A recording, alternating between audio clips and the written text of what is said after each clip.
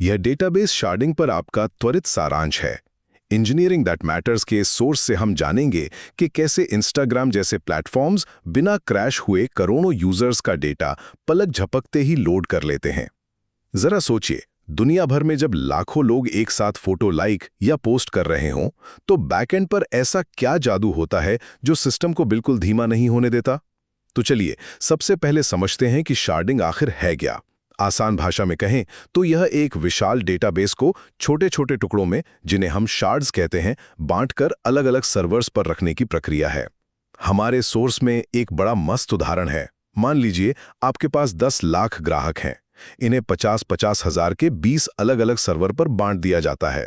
क्योंकि जरा सोचिए, अगर 10 लाख लोगों का पूरा भार एक ही सर्वर पर डाल दें तो क्या वो बेचारा हाफने नहीं लगेगा? बिल्कुल।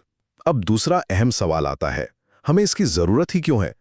देखिए, डेटा बढ़ने से एक अकेला सर्वर एकदम ओवरलोड हो जाता है और जानकारी ढूंढने में बहुत टाइम लगता है।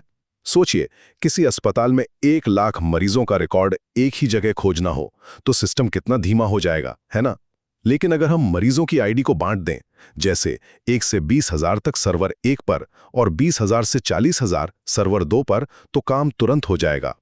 अंततः देखते हैं कि असल दुनिया में इसका उपयोग कैसे होता है। यही अस्पताल वाला लॉजिक फेसबुक और इंस्टाग्राम जैसी विशाल प्रणालियों पर भी लागू होता है। ये अरबों यूजर्स को संभालने के लिए इसी तकनीक का उपयोग करते हैं। मतलब यूजर आईडी के आधार पर डेटा को अलग अलग शार्ड्स में रख देते हैं। इससे इतना भारी भरकम सिस्टम भी हमेशा तेज और स्केलेबल बना रहता है। संक्षेप में कहें तो शार्डिंग विशाल डेटाबेस को छोटे और प्रबंधनीय हिस्सों में बांटने की वह अचूक तकनीक है जो बड़े सिस्टम्स की स्पीड और परफॉर्मेंस को हमेशा बेहतरीन